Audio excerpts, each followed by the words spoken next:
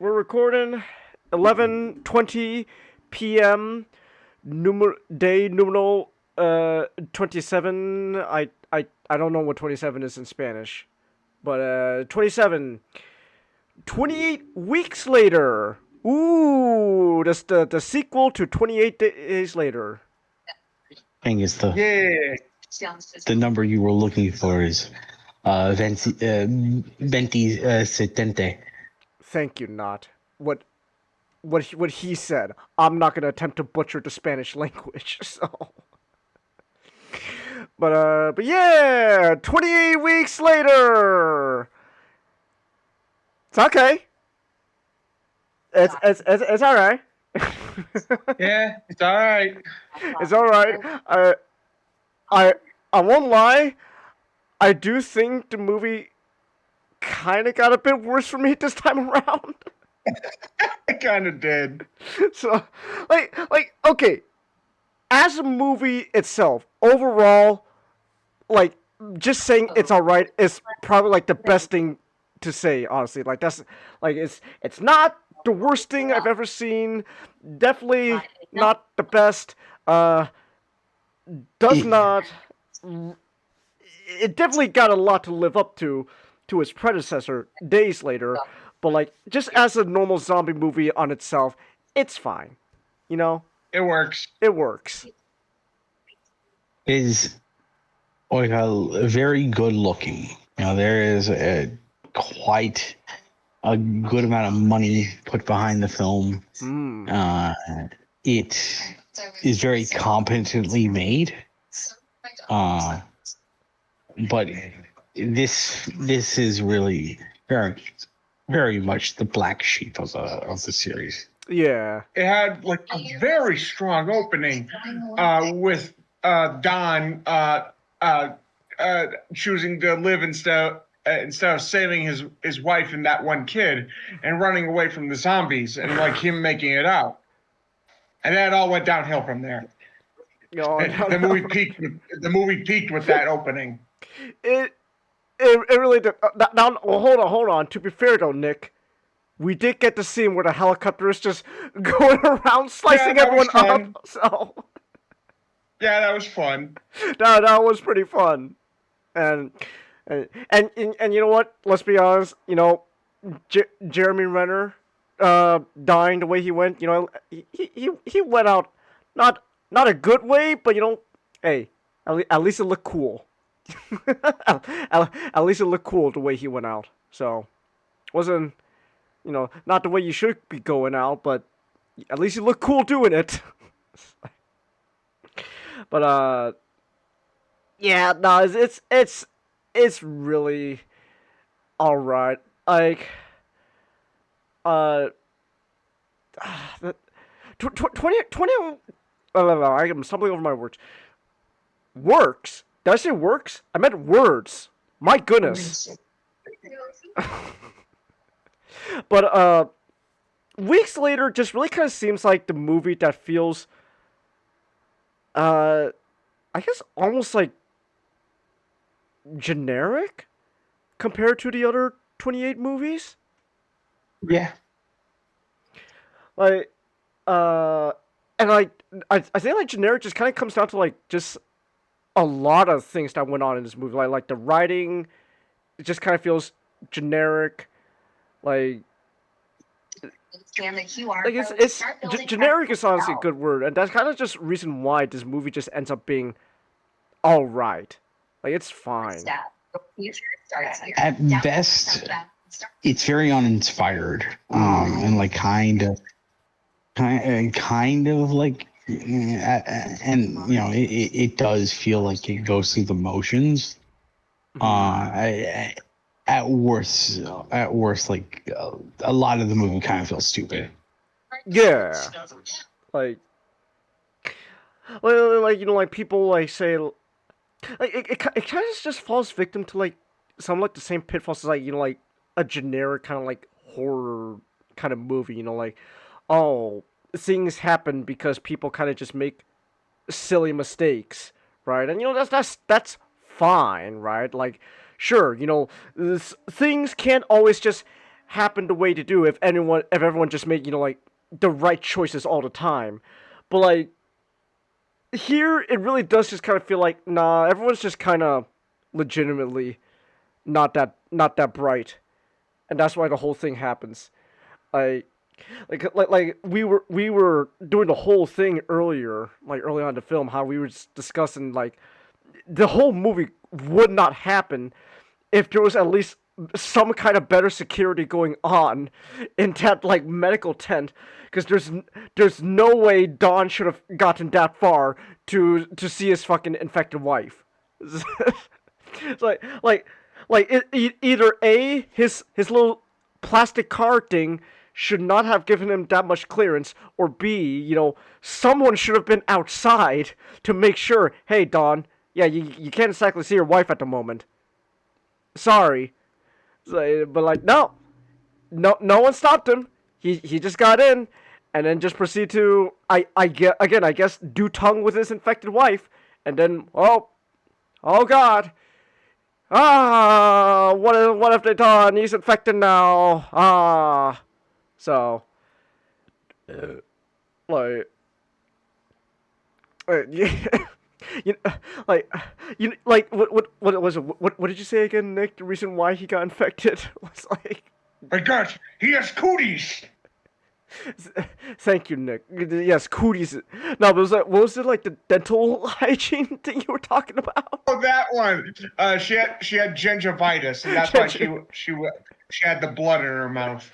Because so we were talking about this, right? Like in the movie before this, 28 Days Later, they explicitly said that the virus spreads through the blood, and like you could argue like, oh, the reason why when you get bitten it spreads is because everyone who's infected is like literally got blood all over their mouth, like they're crying blood, they're spitting blood, like just blood's coming out of like every pore of their orifice of their body. That's why when they bite you, their blood gets into your blood, and ooh, you're infected now. But in this movie, they said like, oh no, it's also saliva as well. So when Don kissed his wife, oh, that's how he got infected. But then we had the whole discussion like, there's no way kissing alone is enough for him to get infected. So you said gingivitis, Nick, but I honestly think the real answer is when he kissed his wife, he just did tongue. That's how he got infected. Like saliva has to get in his mouth somehow, so he did tongue. It's like, oh, I'm sorry for leaving you behind, wifey. Here, to make it up for you, I'll stick my tongue in your mouth. Oh gosh, I'm infected now. Ah. He was doing the grapefruit technique on her mouth. God damn it, Nick.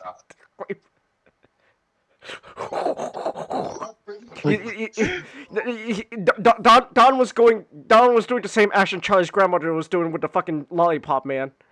Oh, now I'm sad. It's all right. I said, damn. What When my husband got struck in the head by that rotten bagel. Well, that seems a bit unfair, Grandma. I don't think you should be in hell for that. So yeah, that's why Don got infected. He just went down on his wife like Charlie's grandmother with a hard candy. He's just like oh, wifey, I'm so sorry for leaving you behind. Here, I'll make it up for you. So the way this film kind of feels like it wanted, like it feels like the way it wanted to be written was this was going to be the coin, the flip side coin to 28 days. 28 days, it's a movie that is very like very hazy, very dreamlike, but it adds to the film's sense of like optimism. Yeah. And the sense of like, while we have lost things and we have we struggle every day, like there is no such thing as there won't be like such thing as like a hopeless ending. It's not all fucked. this this movie kind of feels like it wanted to kind of go, the Empire Strikes Back, where it's about, is a this supposed setting of normality is finally being brought to finally being brought to like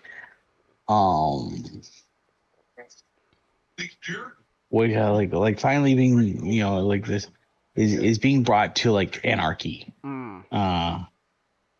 because this is the, because I got a sense that the opening was supposed to be a lot more important, but the movie kind of just drops it, it's right at the moment of when I mean, Dawn turning is sort of meant to be the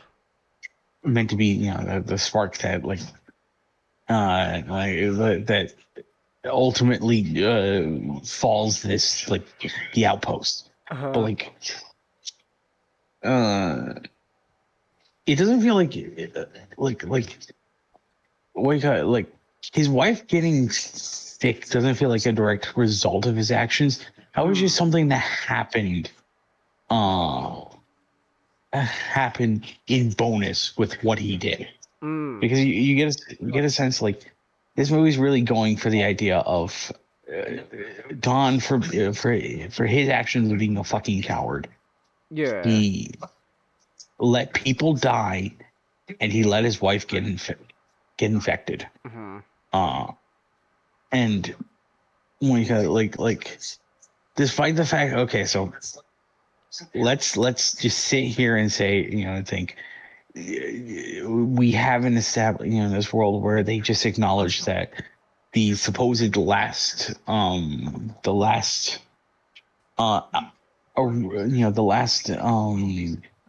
infected of the original rage outbreak has been dead. So things can go back to normal now. But we haven't established the idea that there could be some who are non-infected. It's a throwaway line in the middle, this throwaway line in the halfway mark of the movie. It's Rose Byrne is just sitting there, and that's Jeremy Renner, and she's there's some people who have the genes that that could tell your doctor, that could completely be immune to the infection, and sometimes they'll skip a generation. It's okay, but this this woman who's been in the quarantine, he's been in the infected zone for God knows how long, is brought into this this outpost with survivors, and she's not quarantined because Dawn, his ass could just get in there and just be oh, honey, I know I left you to die, but I'm really horny right now. I messed up, honey. Here, I'll make it up for you. Let me give you some tongue.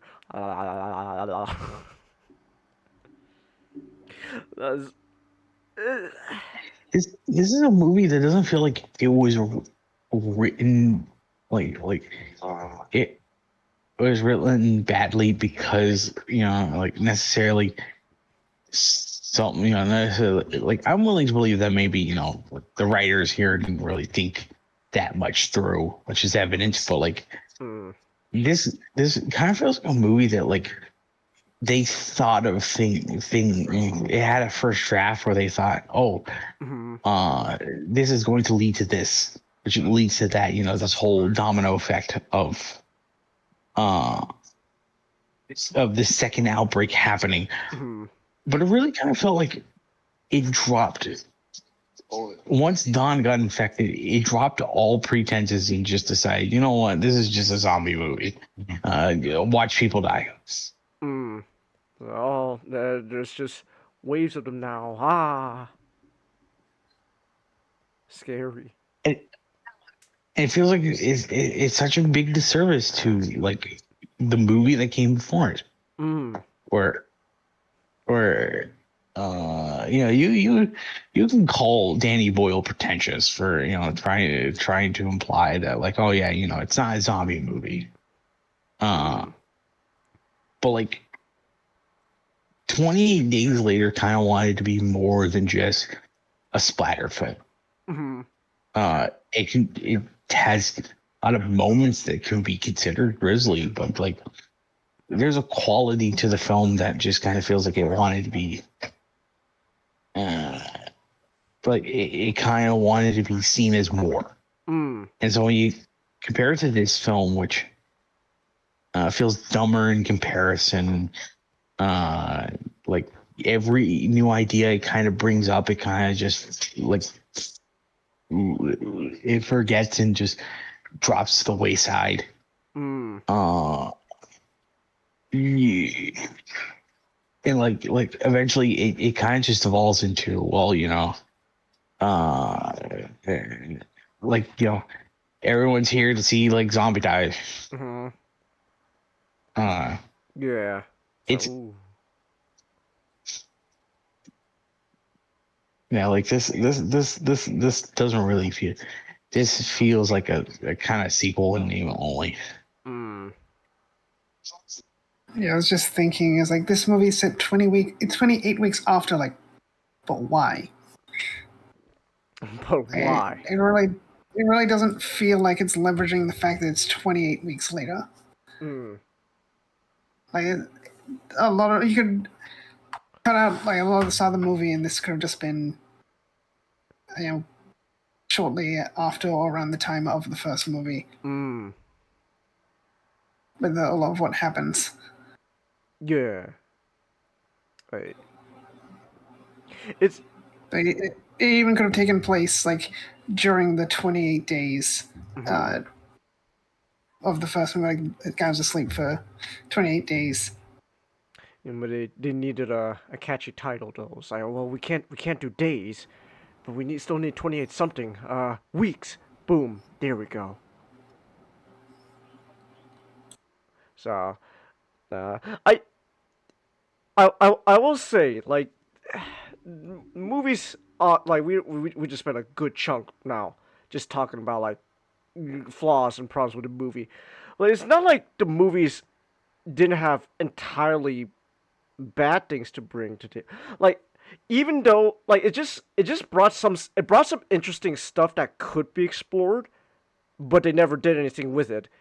But it is kind of funny though that like some things it does like kind of like drop here and there that like sure the movie doesn't really do anything with, kind of does end up being somewhat played around later on in the next 28 movies. Like for example, like oh Don's wife is now and the little boy, who's by the way it's all his fault. Okay, I'll just say it right now. It's all that little boy's fault. Damn that little kid.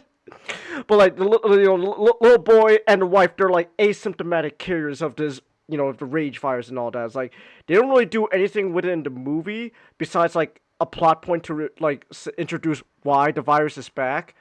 But like it is kind of like interesting. They somewhat explore that later.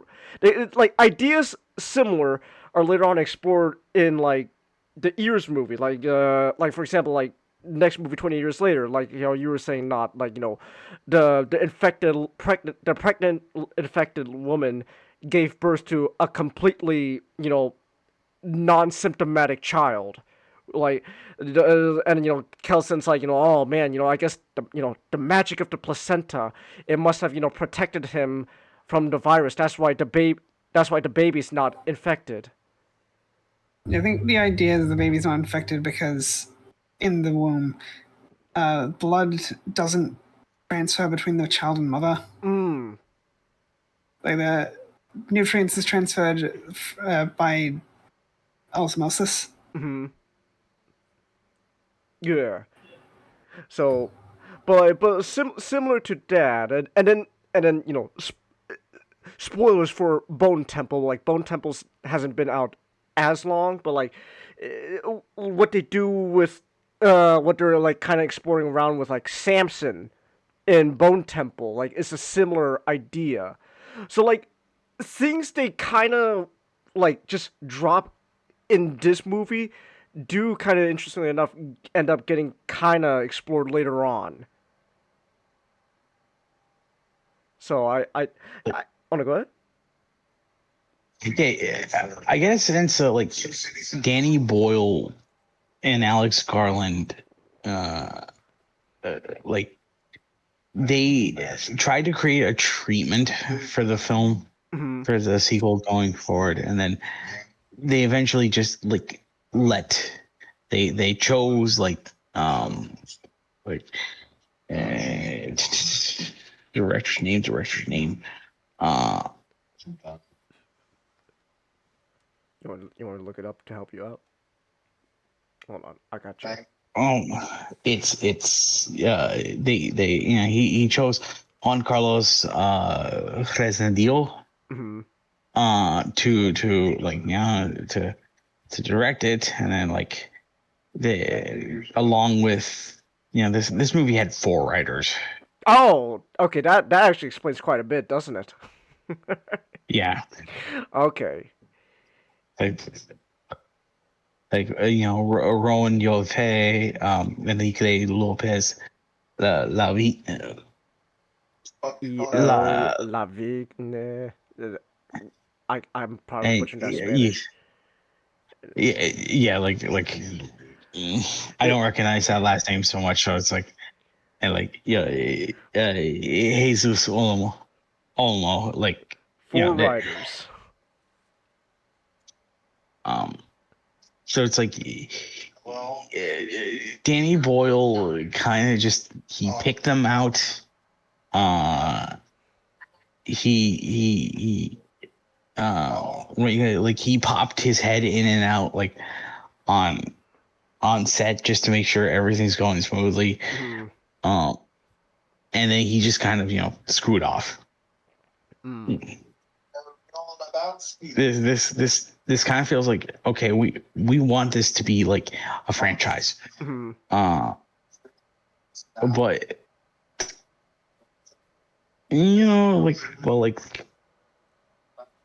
it falls. Yeah. It stumbles onto the finish line because it it kind of settles with mediocrity. Mm. No, I get you. So, uh, also I was just looking up some stuff real quick. It is also kind of funny that like like at least on Wikipedia they're saying how like some commentators and critics were like oh this movie's kind of like like a critique on like American military, right? Like ooh Iraq, George Bush. I'm just reminded now. It's just kind of funny we're talking like man this movie's got to talk about the American military industrial complex. Ooh, and the main guy in charge is Idris Elba. Whoa, Idris Elba, British actor Idris Elba's in charge of America's military? Damn. Moving up places, gotta say. So, I just got reminded that we were talking a bit about that.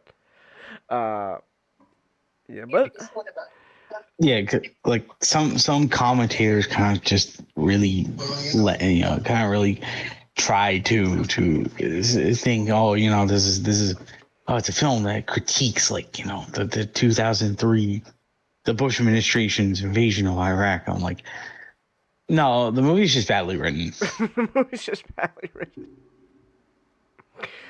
Like Oh, go ahead. the military here is not really like the military here is not really like shown to be dealing with something or a situation that's going out of their control. It or it doesn't set up any sort of thing of like, I mean, the only thing you can really point to be like, oh, that is a setup, was like the female soldier when she was talking about how like, hey, we don't like, why are kids here? We don't have like the protocols. we don't have protocols set, like, which kind of feels like, okay, it feels like they're setting up a sense of there's they're like, they're unprepared and they're understaffed. But just like Dawn, everything just gets dropped. So it just like what seems like setup is thrown away to just have like dumb things happen.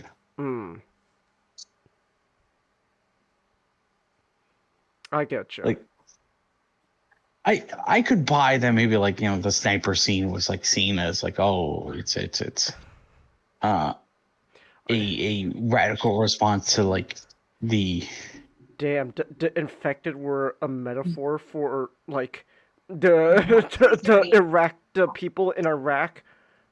Whoa, I didn't think of that. Damn, maybe this movie's smarter than I thought. Whoa. What,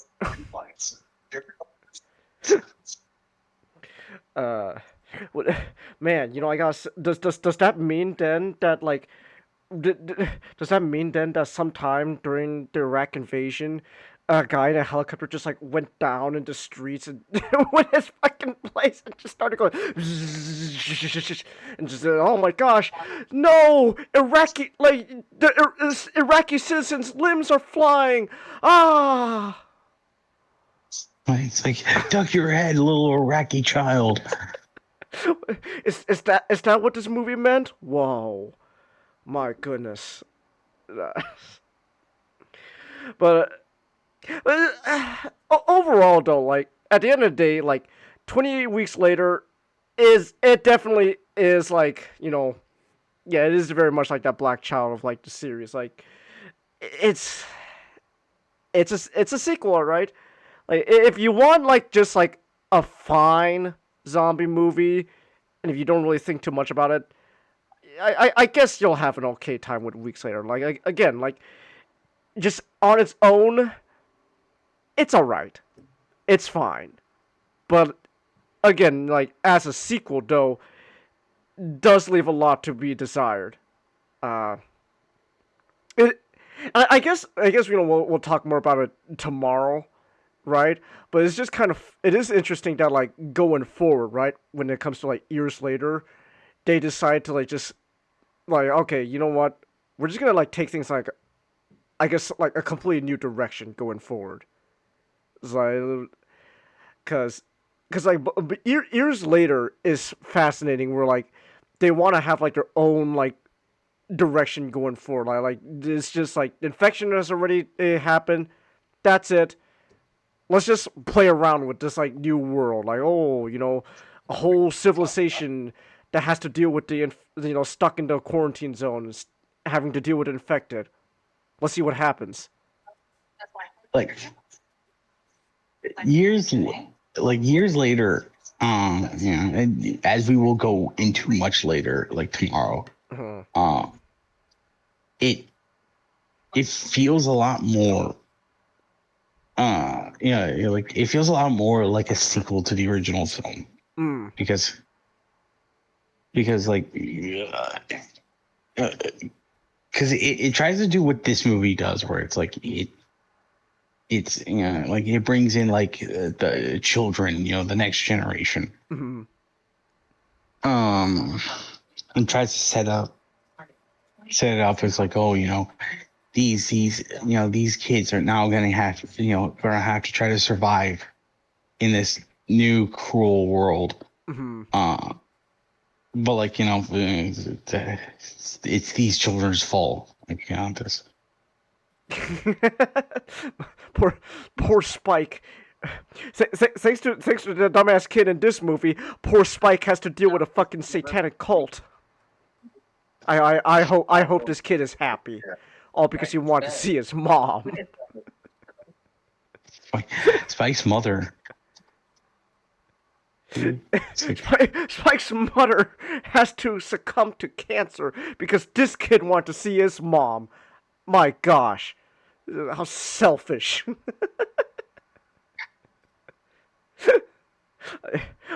Honestly, I'm just thinking like that, like one meme.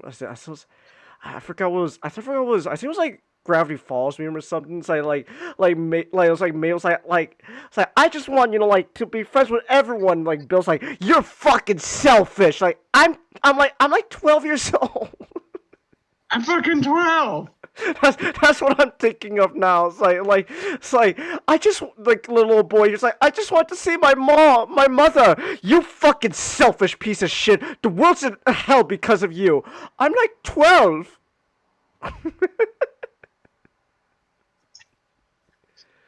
Oh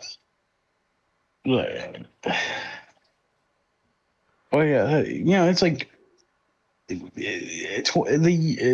28 years movie is doing the coming of age story a lot more better. Because Spike is a lot more of a developed character. Yeah. And like it's like you said, it is going in its own direct, an entirely new direction. But just like with the help of like with like the return of Danny Boyle and Alex Garland with a lot more of a hands-on approach. It's doing something new while still kind of retaining that aspect of this is a sequel to 28 Days Later. Yeah. We'll talk more about it tomorrow, but like it is really cool what they're doing with Years Later, and and you know what, I know Bone Temple wasn't on the list of movies to watch, but I just gotta say, I'll say it again, I won't lie, when Cecilia Murphy shows up on screen again in Bone Temple, it's like it's like oh there he is, well. It's Cecilia Murphy, guys! Oh my goodness! Hey! Jim will return. Jim will return in Avengers Doomsday. Oh man. But yeah. Alright. So, yeah, I think I've pretty much said what I need to say about Weeks Later. You guys got anything things you want to say about this movie in particular? Children, not even one. Children, not even once.